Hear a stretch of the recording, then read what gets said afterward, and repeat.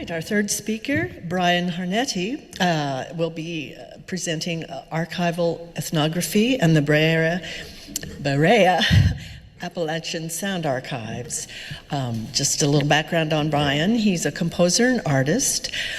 His creative and scholarly work connects sonic archives, performance, ecology, and place. Many of his pieces transform archival material, including field recordings, transcriptions, and historic recordings, into newly recontextualized sound collages. For the past decade, this has led to a focus on projects with sound archives, including the BEREA College Appalachian Sound Archives in Kentucky and the Sun Ra El Saturn Creative Audio Archive in Chicago.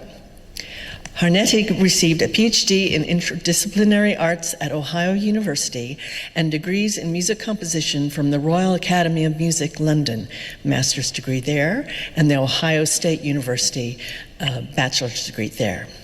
His latest atavistic records release, the Star-Faced One from the Sun Ra El Saturn Archives, was Mojo Magazine's 2013 Underground Album of the Year.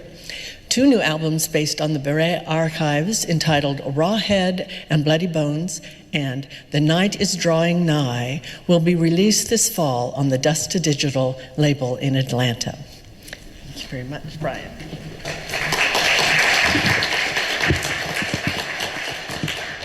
Good morning.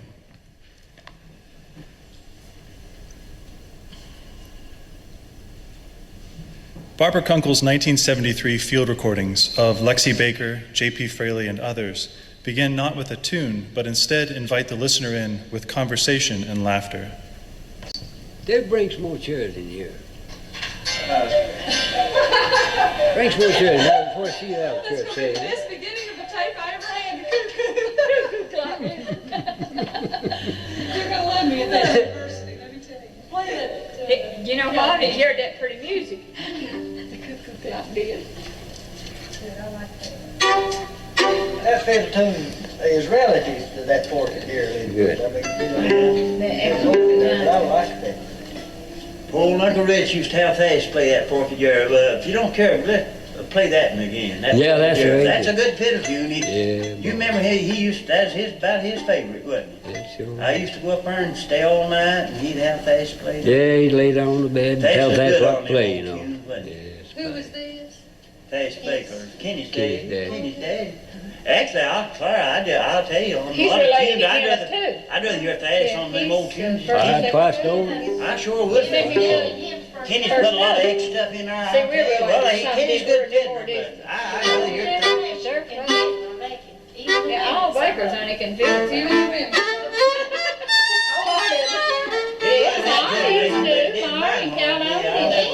She said all of it. His daddy.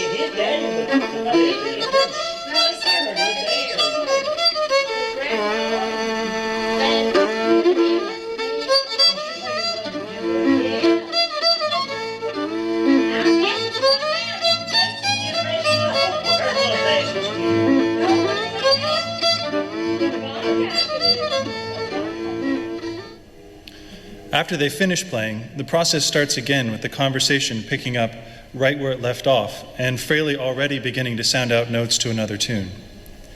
In these recordings, songs come and go amongst a host of other sounds and events.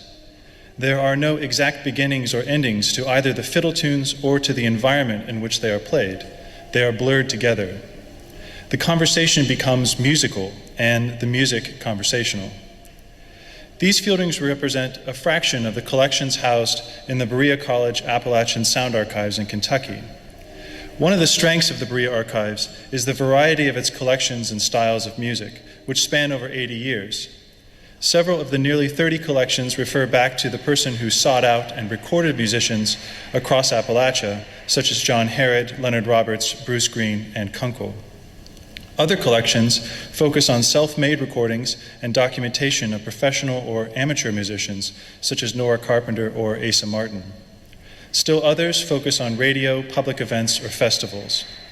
Within these collections, different genres are represented. ballads and banjo music, fiddle tunes and folk tales, radio gospel programs, and lined-out hymns. Most importantly, the documentation of these distinct and personal narratives create an archive assembled in a way that can be referred to as from below, rather than from a singular authoritative source. The result is an intricate collection of individual voices, each with a story to tell. These stories begin with the performers, yet are ever expanding to include the collectors, archivists, historians, as well as listeners hearing these accounts for the first time. The variety and depth of the BEREA archives present a challenge to those who wish to access it. Listening to and interpreting the archives becomes overwhelming, and it is increasingly difficult to navigate its contents with acknowledgement and respect for many of its contexts that it contains. This paper considers archival interpretation and offers close and repeated listening of archival recordings as a primary method to engage with them. As each recording unfolds, I listen carefully and in solidarity with the voices of those recorded. I also listen with a composer's ear, reflective of my own background and training. Finally, I listen with what Viet Earlman describes as an ethnographic ear. Applied to a sound archive, listening ethnographically seeks out the social and historical contexts, as well as the sonic information and noise of the recording medium. These contexts are revealed through the sounds taking place before, during, and after the tunes, sounds that otherwise would be cut out in a commercial recording. Listening with a composer's ear and an ethnographic ear allows for a form of archival ethnography. This includes both analysis of the archival materials as well as my personal, subjective experiences of accessing them. While archival research can be an important part of an ethnographic study, it is often used in a supportive secondary role to complement fieldwork. Here, I reverse the process. Beginning with and rooting my research inside the sound archive, I allow it to provide suggestions and connections that lead out well beyond the confinement of its walls. This process expands and elaborates on the context present in the archival recordings. They become conflated and bleed through into one another. Listening closely to archival recordings is a sonic parallel to Kathleen Stewart's suggestion to pay attention to ordinary affects. She understands these everyday moments as a tangle of potential connections, and her ethnographic observations serve as a means of threading them together. Shannon Jackson notes that the archival experience is divided between the immediacy of the working environment with its impact on the mind and body of the listener, and the ever-present distance between the listener or researcher and her subjects. The temporal and physical space between listener and archival materials are paradoxically fused and always just out of grasp. However, it is through the listening process that the past is once again present and embodied in the listener. Together, these ordinary affects of everyday life and this sudden embodiment of the past become defining elements of listening to archival recordings. They can be heard in the earnest amateur radio broadcasts of the Pritchard Quartet in 1958. The recordings begin with a young girl rattling off long lists of names, presumably of listeners to the program. I imagine each family has called in to make a request to be heard, to sit at home and listen to their own names sent back to them through the radio.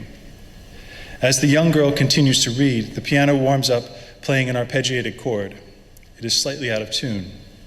Someone clears their throat. A telephone rings in the background. We'd like to sing our next number for Mr. and Mrs. Kedger Warfield and family of Rockhold Route 2, Mr. and Mrs. Ed Powers and family of Corbin, Mr. and Mrs. John R. Parton and granddaughter Gina Mackey Band, Mr. and Mrs. Jeff Carnes of Bryant Store, and for Mr. and Mrs. Tom Lee and family of King, and for Mr. and Mrs. Reed Hampton and family of Artemus. Our next number will be He's Knocking.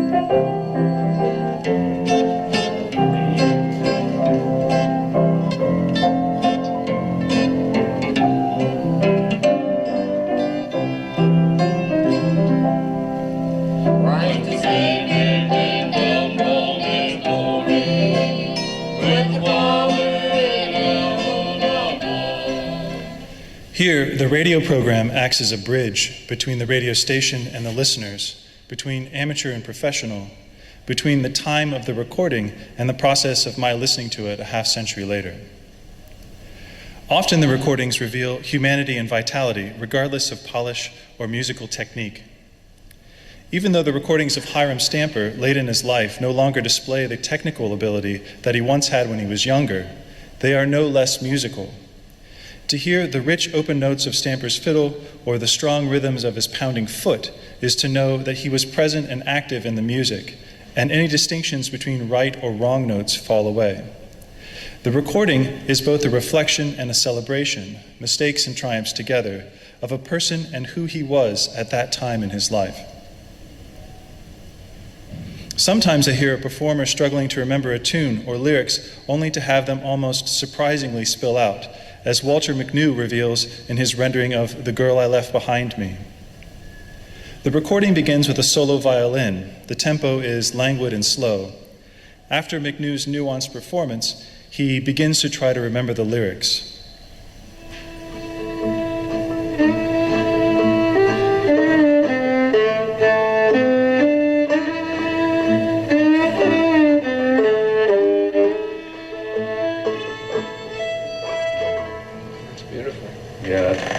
It's lonesome. That's an old, let's see, I knew some of the words on it. I quit my work one evening, walked down to the public square. The mail was just arriving. I met the driver there.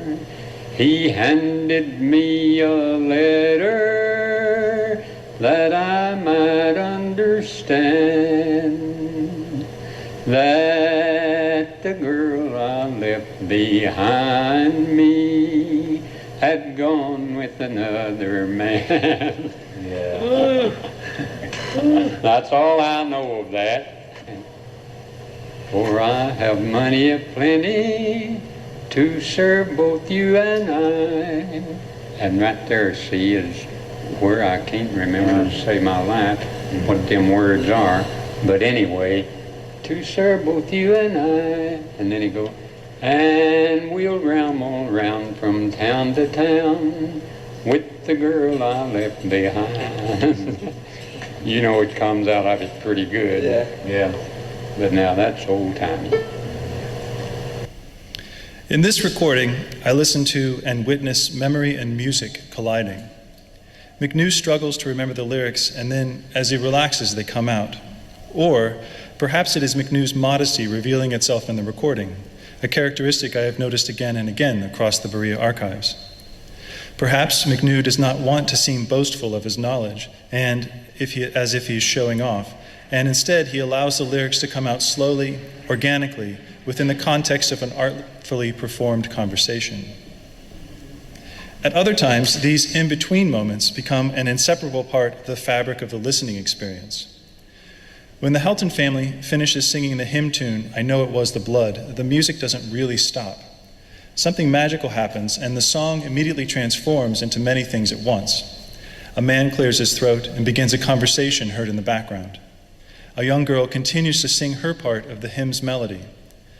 Jackie Helton describes the song and recites the words. The fiddle picks up again, joyfully switching to a new tune, Keys to the Kingdom. Conversations, stories, and voices come together in counterpoint and become a new piece of music, all captured spontaneously on a single recorded tape. What was the blood? I know it was the blood for me. Oh, it was the blood. Yes, I know it was the blood. It was the blood for me. And everybody just got up on the cross. I know it was the blood for me. I've got popular over here. Well, no, it was the blood. That's an old one. I know it was the blood. I know it was the blood for me. I know it was the blood. One day when I was lost, he died upon the cross. I know it was the blood for me. Yes, now that's pretty. I like to hear a picture sing that.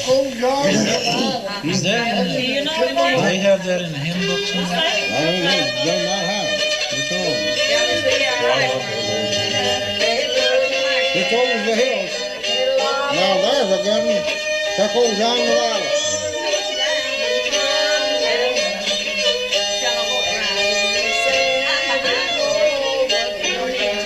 I bet you can play that one, Lee.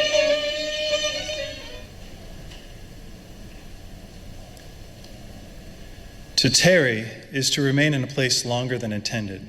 I linger with these recordings, and the recordings linger too. Through repeated listening, I am able to perceive greater and greater detail in the recordings, and insignificant moments become compositional. In addition, field recordings often continue to record longer than planned, accidentally and silently capturing moments where there is no intention to perform, no self-conscious dialogue. In William Talmage's field recording of "Tarry with Me, O My Savior," this lingering occurs both in the hymn and in the room, opening a space of vulnerability and expression that is held for an extended period of time. Howard Chalmer leads a group of men and women in lining out the old hymn. Before beginning to sing, Chalmer is aware of the recording device, and an awkward exchange takes place. You can Start it. you can leave your recorder off now. I'll start one line and see if I got the right key, and then I can drop back and you can turn your recorder on. I'll tell you when we're ready to start. All right. So sometimes. This is not I can. This is just to see how it really works. It's not going to go on. With me, oh my Savior, for the day is passing by, for the day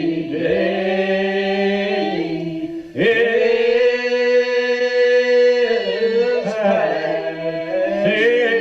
by. See the shades of evening gathering, see the shades. Interestingly, Chalmer asks for the recorder to be turned off, yet begins to sing before the others finish speaking.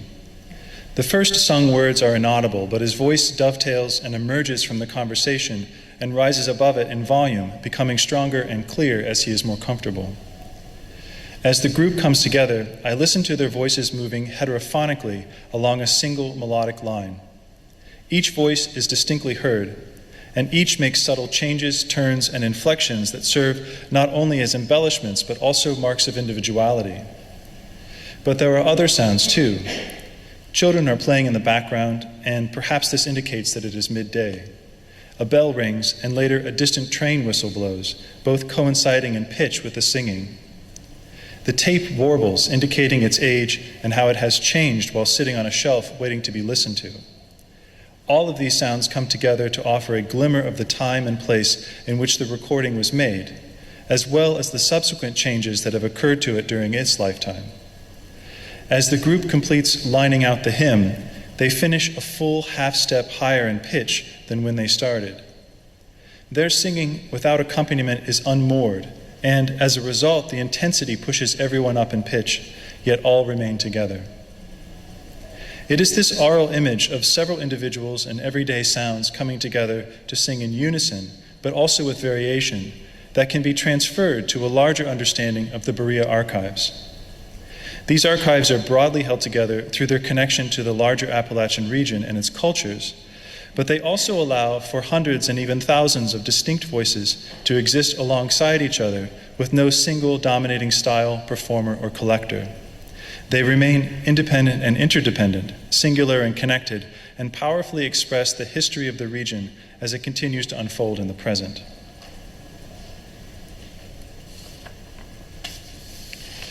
The practice of archival ethnography fosters an ability to hear some of the narratives present in the Berea archives, but also to add additional narratives into the mix. In Old-Time Kentucky Fiddle Tunes, Jeff Todd Titan states that fiddlers do not quite possess the tunes, but rather use and care for them as a good steward tends a fertile field. This applies not only to fiddlers, but also to all who come in contact with the archival artifacts. The movement and exchange of the recordings do not end with the listener or the collector. Rather, the recordings pass through, with the listener caring for them and adding yet another layer as they continue on, ever-changing and expanding. My experiences in the BEREA archives taught me that these recordings are anything but static, removed, and disengaged. I have found the opposite. Sound archives are a nexus of temporal, media, historical, and social interactions. Listening to them allows for further discursive movement within the archive, opening new insights. Both inside and outside, an embodied space is continuing to unfold, one in which each member of the community related to it can polyphonically and heterophonically contribute to this process of setting it in motion, thus keeping it circulating and alive. Thanks.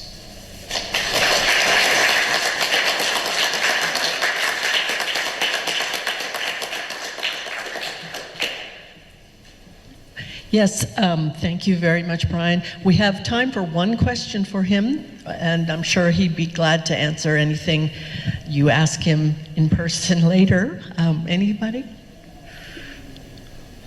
I think it was fascinating, very fascinating.